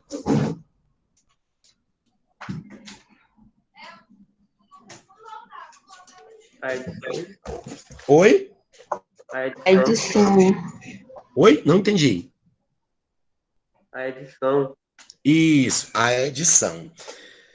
E aí, se nós voltarmos aqui, vocês vão perceber que aqui dizia, né, que a edição era, né, obrigatória, um elemento essencial se houver. Quando eu não coloco a edição, o que é que se pressupõe? Que esse livro ele é da primeira edição. A ABNT diz que nós só citamos a edição quando for a partir da segunda. Primeira edição a gente não coloca. Quando um livro ele está sem edição, pressupõe-se que ele é da primeira edição, tá certo? Que ele é da primeira edição. Agora eu vou encontrar a edição, ela vai estar onde? As edições, elas se encontram geralmente na capa do livro, né? Eu posso estar na capa dos livros, né? Aqui pode já dizer o título, o nome do autor, a capa, mas quando não está, eu procuro na quarta página, ó. Primeira página, segunda, terceira, quarta. Na quarta, eu tenho aqui os dados bibliográficos ou dados catalográficos. Geralmente, alguns livros, eles trazem até um retângulozinho, tá? Alguns livros, eles trazem até um retângulo para mostrar os dados, ó. Veja, esse livro aqui, Educação Matemática, Contexto e Práticas. Ó, bem aqui eu tenho um retângulo, aqui tem todos os dados. Se eu não encontrar na capa ou nas orelhas dos livros, né? Porque também nós temos as orelhas dos livros, que nos dão informações, né? Por exemplo, esse livro aqui, da professora Giovana, ó, ele tem orelhas, né? O livro, ó, de um lado e o outro, ó. E aí tem as informações. Se eu não encontrar na capa, eu vou lá para a quarta página, está aqui na quarta página os dados. Agora, lembrando que muita gente erra, porque eles vão diretos nessa quarta página, que está a ficha catalográfica e coloca no trabalho igual. E é diferente ficha catalográfica de referência bibliográfica, tá? É diferente. E aí muita gente termina errando porque só transcreve. E não é assim. Então, vamos lá. Outro exemplo aqui de livro, ó. Agora, para que vocês vejam, aqui o livro da Heloísa Luque. Aí eu coloco Luque, Heloísa. Liderança em Gestão Escolar, só o L em maiúsculo, né? Porque o nome da obra só é a primeira letra maiúscula em negrito. Tá, quarta edição. Foi publicada na cidade de Petrópolis pela editora Vozes. Lembrando que a BNT diz que o nome da editora, não precisa você repetir o nome editora. Editora Vozes, é só Vozes. Editora Moderna, só Moderna. Editora Scipione, só Scipione. Você só coloca o nome editora caso seja uma editora desconhecida e que há necessidade de pôr o nome editora. Mas se não, já se vai compreender que ela é editora por quê? Porque após a cidade, vem os 2 pontos e se coloca o nome da editora, né, da pós-cidade. E aqui o ano de publicação 2010. Se você fosse colocar os elementos complementares, ó, aqui o mesmo livro, ó, Heloísa Luque, 4ª edição, Petrópolis, Voz 2010. Esse livro tem 165 páginas. Lembrando que se você colocar o P na frente, você está dizendo que você está fazendo referência só da página 165 e não da obra, tá? E o P no final é o total de páginas. Essa obra tem, o tamanho dela é 18 centímetros, ela faz parte da coleção Caderno de Gestão, ela é volume 4. Aqui, ele leu da bibliografia da página 149 a 155, que aqui é o ISBN, que é aquele códigozinho de barra, tá? Então, o exemplo 2, né? Do mesmo jeitinho aqui para que vocês vejam, ó, tá? Os elementos essenciais e aqui os elementos complementares, né? Que é a tradução, o título original, né? Aqui, ó, título original, como estava lá, o número de página e o ISBN. Então, eu sempre digo, já não é fácil, é melhor você só usar os elementos essenciais, tá? Agora, quando o documento é e-mail eletrônico, tá? Quando ele é e-mail eletrônico, vejam, eu vou seguir a mesma linha lá, mas aí eu vou ter que dizer se o que eu pesquisei está no CD, no DVD, no pendrive, um e-book ou outro, tá? Eu coloquei aqui em azul. Não é que seja azul, ele vai ficar na cor preta, é só para dar destaque, ó. Aqui eu tenho quantos autores?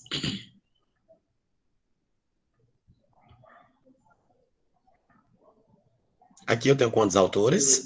2, né? Ó, eu vou aproveitar logo o ensejo para dizer, quando uma obra, ela tem até 3 autores, você é obrigado a citar todos os 3, tá? Você é obrigado a citar todos os 3. Quando a obra tem mais de 3 autores, você vai citar o primeiro que está na capa listado e vai usar a expressão et al., né, que significa e outros, tá bom?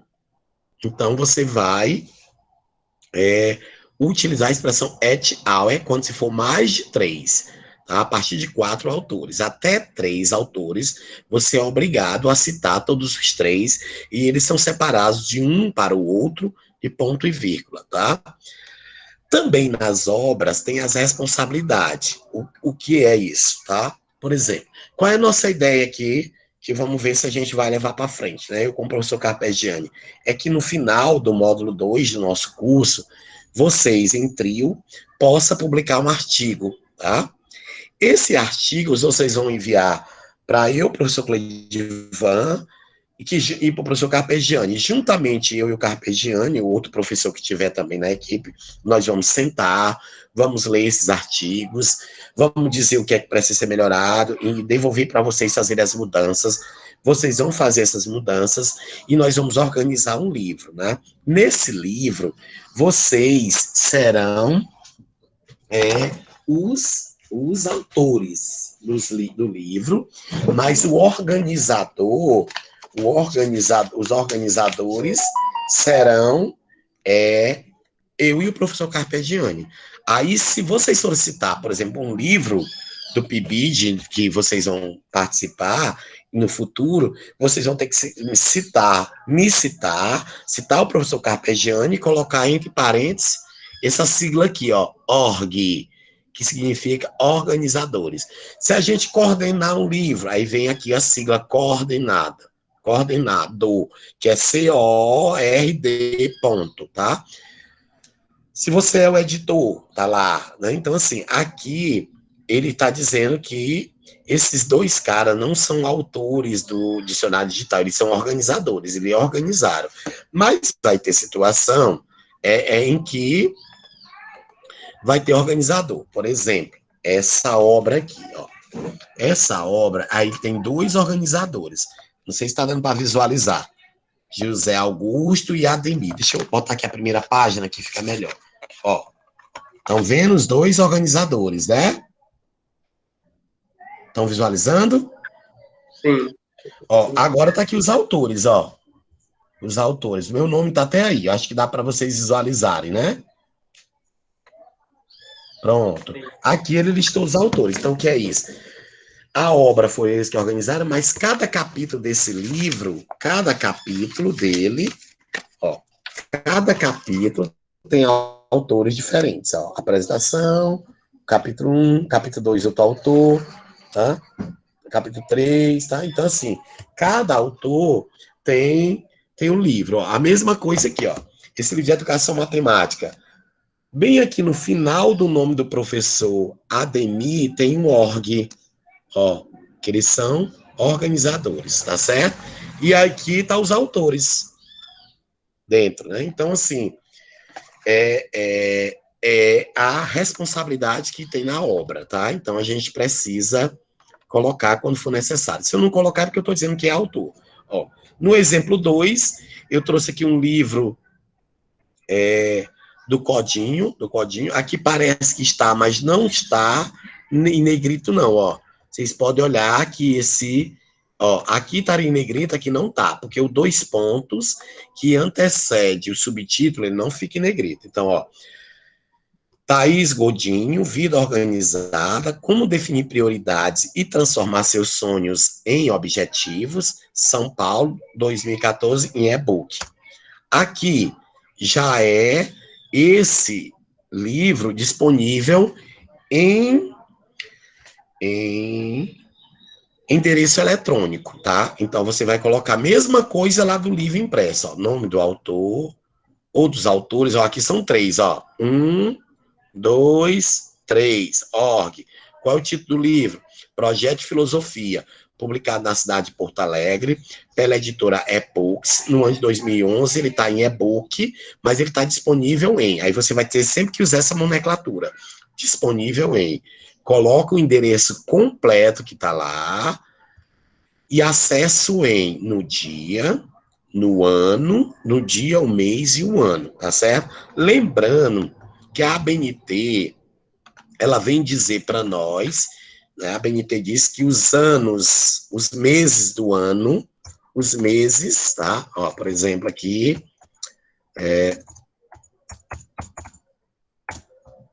os meses do ano, fevereiro, não vou fazer todos os meses não, para vocês compreenderem, né?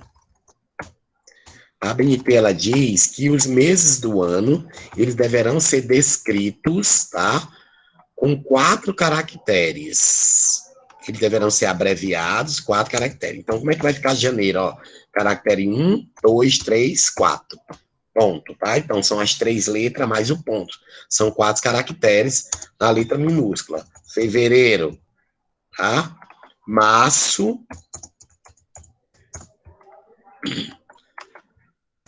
abril,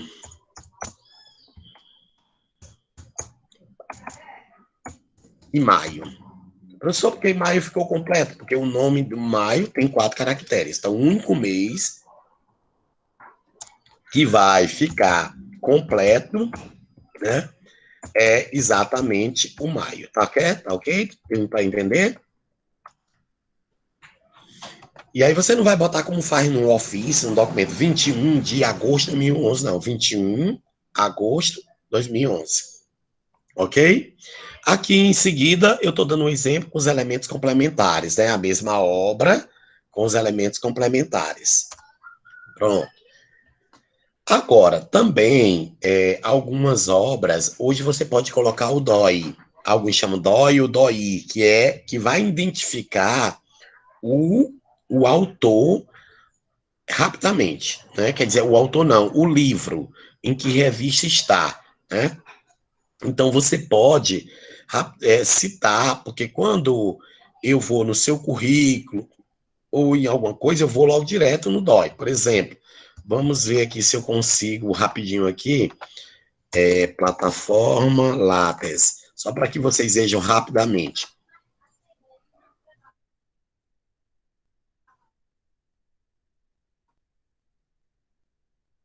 Essa internet aqui ajuda.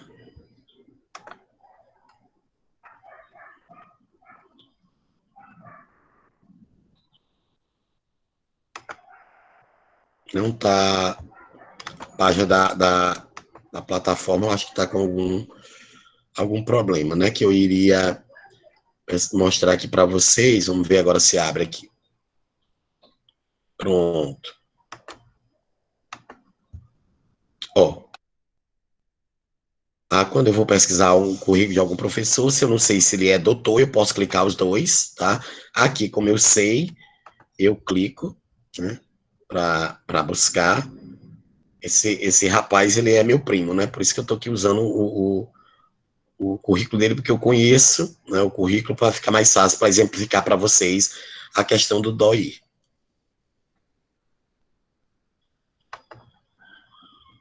Esse negócio tá demorando. É importante essa identificação, né? Vamos ver enquanto abre, eu voltar aqui para a gente ganhar tempo, né?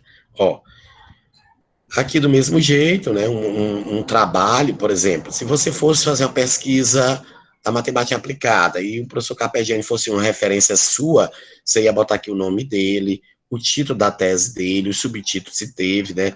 Ia colocar o ano da publicação que foi publicado, ia dizer o tipo, se é a tese dele, que ia botar a tese, ia dizer, parece qual é o título que ele recebeu. Doutor em matemática aplicada. Qual foi a universidade,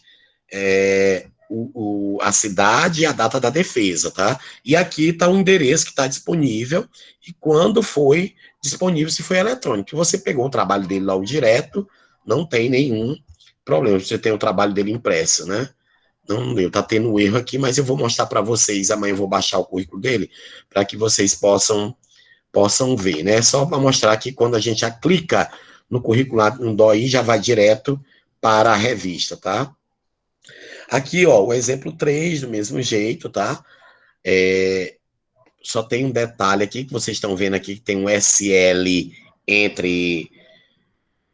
dentro de um colchete. Isso quer dizer que a gente não sabe qual foi o local que foi publicado. Quando o local não foi publicado, a gente coloca aí, tá bom? Então, a BNT, ela nos dá algumas regras, por exemplo, né? Quando eu não tenho qual foi o local, então eu boto S maiúsculo, ponto, L minúsculo, ponto, e fecho o colchete, tá? Isso quando eu não tenho local. Quando eu tenho local, mas não tenho a editora, lá em vez de colocar o nome da editora, que eu não sei qual é, eu vou botar S minúsculo, ponto, N minúsculo, ponto, e fecho o colchete. Eu fui na obra, professor, eu olhei na capa, na folha de rosto, na quarta página, não tem dizendo qual foi a cidade que esse livro foi publicado, não está dizendo qual foi a cidade, nem qual é a editora. E aí, o que é que a gente viu aqui? O que é que separa a editora da cidade, 2 pontos, não é isso? Então, aí eu vou descrever exatamente assim, S.L. 2 ponto, S.N. Então, essa obra não tem explicitada na obra nem a cidade e nem a editora, tá bom? Só para lembrar. É muita regrazinha, mas vocês vão receber a ABNT completa, com todas essas regras, tá bom? Não tem nenhum problema. Ó, mostrando aqui outros exemplos, né? Para que vocês possam ver. Ok? Agora, parte de livro. Agora, você não leu o livro todo. Você só leu um capítulo, né? Capeta, é quase da hora, né? Eu vou terminar aqui, tá? Eu vou terminar isso aqui. Quarta-feira, né? Pode deixar isso aqui para quarta? Tem quantos slides? Não, ainda falta ainda falta. É melhor deixar para quarta. A gente continua na quarta. Porque eu queria só explicar aqui, tá? Tá bom? Você pode parar agora a gravação. Pronto, então...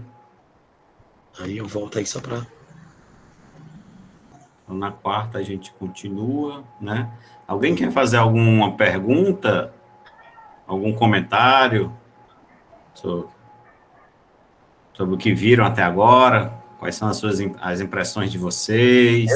Se tá bom da forma como está sendo desenvolvido e tudo, essa parte primordial para a gente adentrar no currículo.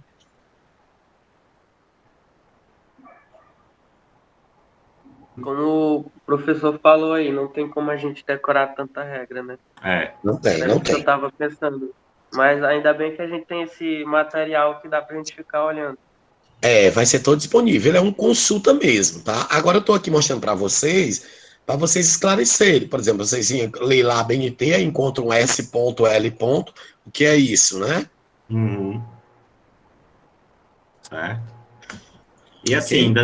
ainda vai por vir ver a questão estrutural em si do artigo Isso. científico, né? O Cleidivão ainda vai falar da Na pesquisa em quarta a gente já si. vai começar, Pronto. Aham. o artigo. Isso aí foi uma introdução para ver um tipo da formatação, né? Das questões das citações e referências, né? Isso. Mas esse é um manual que a gente leva para o resto da vida, né? Quem segue a carreira acadêmica, né? Esse manual a gente consulta com sempre, porque é impossível você decorar as regras, Não e tem como. até porque elas mudam de tempos em tempos, né? É isso, elas mudam bastante. Tem alguns ajustes e tal, então A gente, por é exemplo, a impossível. do artigo, ela mudou agora, recentemente, né? Aham. A gente tinha, por exemplo, vocês olharem aqui, que eu até separei aqui para vocês, que, ó, aqui eu tinha a ABNT 6022/2003, que era a primeira edição do artigo, ó. Essa era a ABNT de maio de 2003, né? Quer dizer assim, ela agora deixou de valer, e aqui nós temos agora a ABNT 6022, mas de 2018, né? Quer dizer assim, aí já traz alguns elementos que foram discutidos lá, né? Que foram discutidos, mas que agora, ó, essa segunda edição cancela e substitui a edição anterior, que é a ABNT 6022/2003, a qual foi tecnicamente revisada. Então, essa aqui, ela revisou a 6022 de 2003 e agora está valendo essa de 2018. Então, a gente sempre tem que estar realmente atento a isso, tá? Está, então. Então, por hoje, pessoal, então é só até quarta-feira, mesmo horário, tá bom? Obrigado.